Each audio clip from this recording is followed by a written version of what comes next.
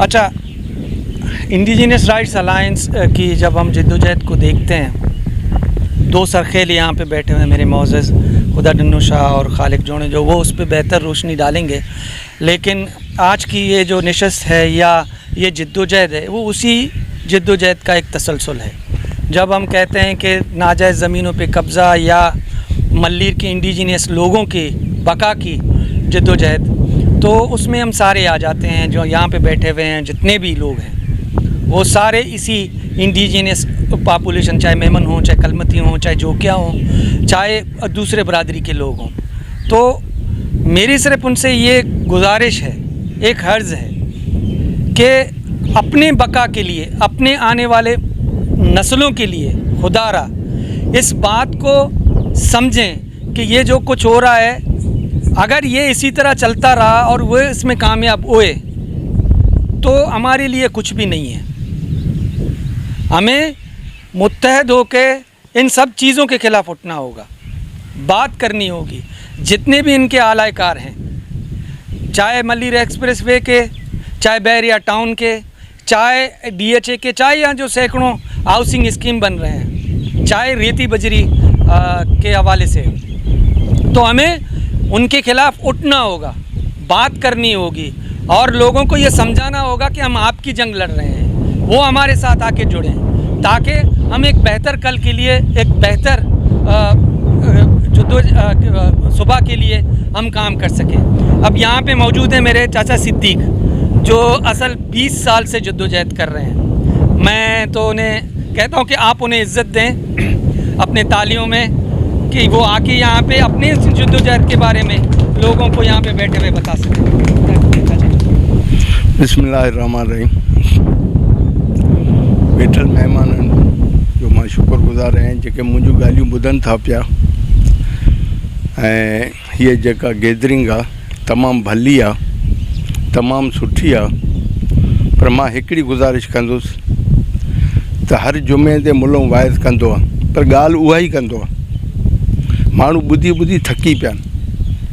हाणे ॻाल्हि इहा आहे, असां जिते बि गैदरिंग करियूं पिया, उहा ई हिकिड़ी ॻाल्हि असां करियूं पिया, मल्लीर एक्सप्रेस वे हे कब्ज़ा माफ़िया ऐं जेको आहे सो छा था चइजनि, ही नागोरियारो मसला ऐं रोज़ानू फुरियूं धाड़ा ऐं असां रड़ियूं करण में पूरा आहियूं, हो पंहिंजो कमु कंदा पिया रहनि। थिए त कुझु कोन थो, वरी बि असां ज़ीरो ते बीठा आहियूं। हाणे मुंहिंजो चवण जो मतिलबु इहो आहे त असां वटि जेको आहे सो कंहिं बि क़िस्म जो छा चइजे, को बि अहिड़ो असां वटि हिकमत अमली न आहे जो असां पंहिंजो मक़सदु हासिलु करे सघूं। केॾी बि असां कोशिशि करियूं, बीठा आहियूं उहे ज़ीरे ते। मुंहिंजो चवण जो मतिलबु इहो आहे त असां जिते बि गैदरिंग करियूं, जेका बि असां कैंपेन करियूं, उन जी असां वटि आउटपुट असांखे ज़रूरु मिले। जेकॾहिं आउटपुट नथो मिले त पोइ मां अव्हांखे मायूस नथो करियां। चवण जो मतिलबु इहो न आहे त मां त मायूस थींदो ई कोन्हे। हिकिड़ी ॻाल्हि। ॿी ॻाल्हि इहा आहे त आख़िर माण्हू जॾहिं तंग थींदो आहे त उनजो रिएक्शन छा थींदो आहे, जंग में ईंदो आहे, ऐं उनजे लाइ असां तयारु न आहियूं।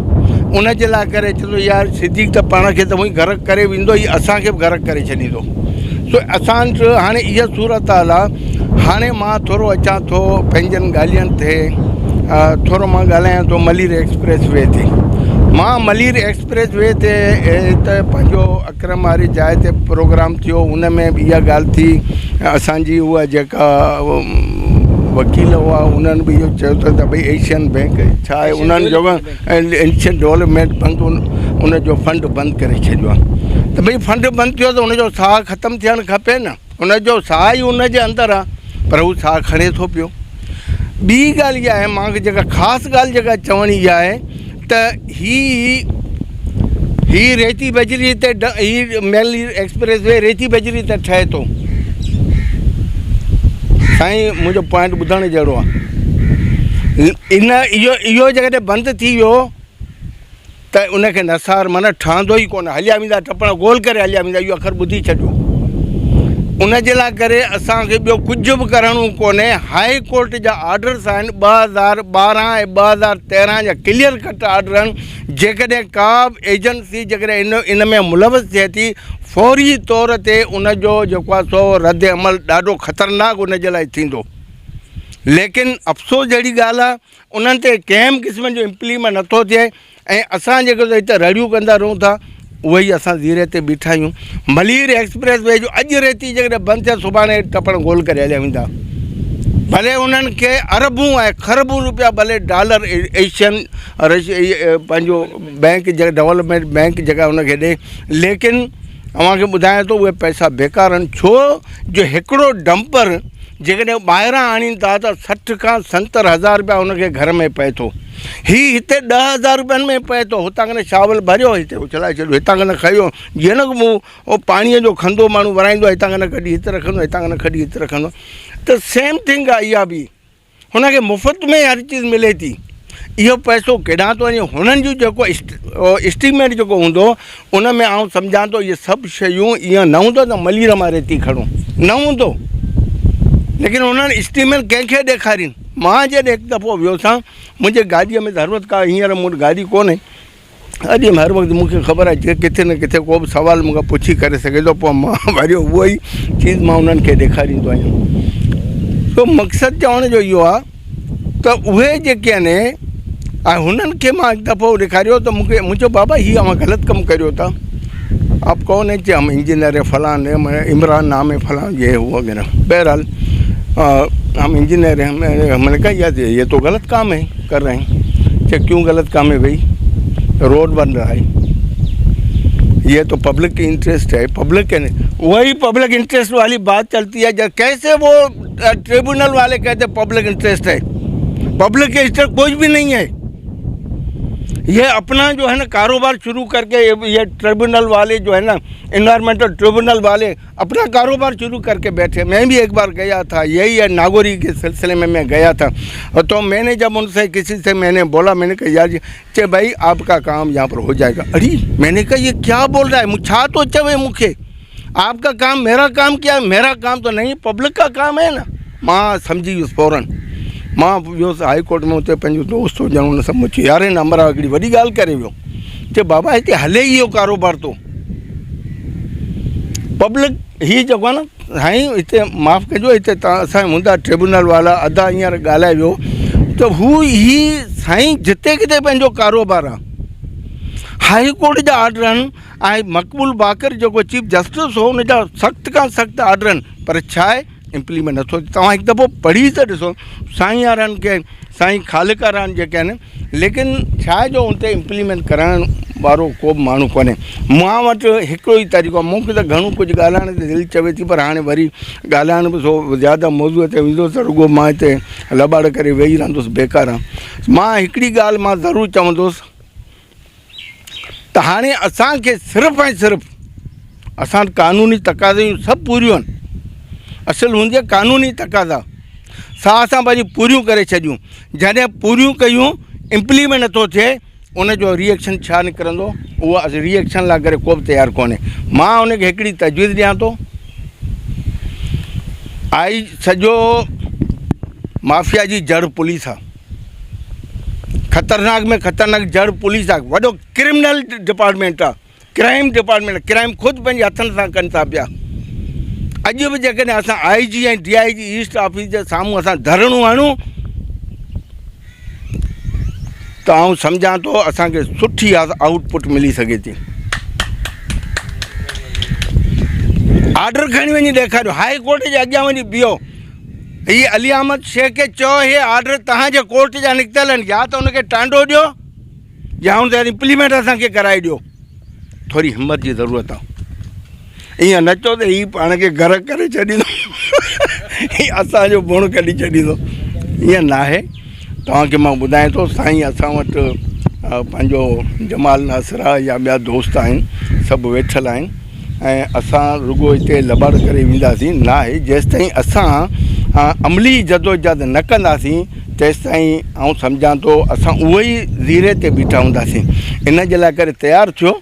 असांखे छा थींदो? कुझु करे कोन था सघनि, कुझु करे कोन था सघनि। ईस्ट ऑफिस जे साम्हूं बीहो कुझु करे कोन था सघनि। DIG ऑफिस जे साम्हूं बि आऊं तो अॻियां थियां 20 माण्हू ख़ाली हुजनि। ऐं चवां थो न त 500 माण्हू गॾु थियनि, न त 20 माण्हू जॾहिं गॾु थींदा त बि वॾी ॻाल्हि थी वेंदी, तव्हांखे ख़बर आहे। लेकिन अॼु ॾींहं ताईं जेकॾहिं को बि ऑर्डर थियो आहे, ऑर्डर ते अमल करण लाइ करे जेको आहे को बि जेको आहे जेके इहे जेके डिपार्टमेंट जा जेके सरियाल आहिनि उन्हनि जे दर ते को वियो ई कोन्हे।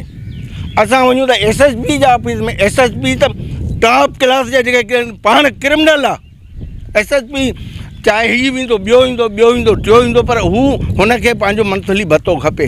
हे 3 थाना ने एतिरो सख़्तु खां सख़्तु उन्हनि जा ऑर्डर थियल आहिनि। हीअ शाह लतीफ़, मेमण ॻोठ ऐं गडाब, उन्हनि जे लाइ करे ख़ुसूसन लिखियल आहे त हर महीने जे अंदरि उन्हनि खे रेती बजरी जी रिपोर्ट उनखे हाई कोर्ट में ॾियणी आहे, लेकिन छा कुझु कोन्हे। ऐं साॻिए नमूने सां इन्वायरमेंटल जा ऑर्डर आहिनि, उन्हनि में हुनखे हर महीने में बाक़ाइदे पंहिंजो सीपा वारनि खे हर महीने में उनखे MIT में रिपोर्ट ॾियणी आहे। अॼु ॾींहं ते कुझु कोन्हे। असां हिते पिया रुॻो तकरीरूं कंदासीं, साईं असलम जी चांहि हूंदी उहा पी असां वरी पोइ ॿाहिरि निकिरंदासीं। साईं भला ॿुधाए छा थियो? साईं तमामु बहितरीनु तव्हां ॻाल्हायो। अरे ॻाल्हायो, पर हुनजो आउटपुट छा निकितो? आउटपुट त कुझु बि कोन निकितो। असां विया आहियूं ट्रिब्यूनल में, ट्रिब्यूनल ॾाढो सुठो, पर ट्रिब्यूनल जी हालति छा आहे? उहे चए त पब्लिक इंट्रस्ट। अरे हुन तूं केरु ई पब्लिक इंट्रस्ट चवण वारो? पब्लिक इंट्रस्ट इहा जेको हुनखे रद्द करे थी, जेका पंहिंजो छा आहे मलीर एक्सप्रेस वे खे रद्द करे छॾियो। ॿी पब्लिक इंट्रस्ट तव्हांखे कहिड़ी खपे? तव्हां छा था चाहियो? सो इन लाइ करे मां त घणो कुझु ॻाल्हाइणो आहे। ऐं हीअ अव्हांखे हिकिड़ी ॻाल्हि मां तव्हांखे ज़रूरु ॿुधायां त सिर्फ़ु ऐं सिर्फ़ु सॼो ख़तरनाक में ख़तरनाक माफ़िया पुलिस डिपार्टमेंट आहे। इनखे तव्हां पंहिंजा ऑर्डर कानूनी तक़ाज़ायूं पहिरीं पूरियूं करियो। ऑर्डर तव्हां करायो, इम्प्लीमेंट न करे इन्हनि ते तव्हां ज़ोर रखो। इंशाअल्लाह ताला ॾिसो अव्हांखे आउटपुट मिले थो या न, इहो त तव्हां थोरो आज़माए ॾिसो। अॼु ॾींहं ते कंहिं कयो ई कोन्हे, कंहिं कयो ई कोन्हे। हिकु दफ़ो तव्हां अचो ऐं हुनजो ॾिसो पोइ रिज़ल्ट छा थो निकिरे। सो इन लाइ करे ॻाल्हाइण त दिलि त घणो ई चए थी, पर हाणे असां वञूं उहो दम न रहियो वधीक ॻाल्हाइण जो। सो महिरबानी। सो मां तव्हांखे हिकु दफ़ो वरी हथ ॿधंदुसि, जेसि ताईं तव्हां अमली क़दम प्रेशर हिननि खे न ॾींदव तेसि ताईं रिज़ल्ट उहा ई निकिरंदी। महिरबानी, तकलीफ़ महिरबानी।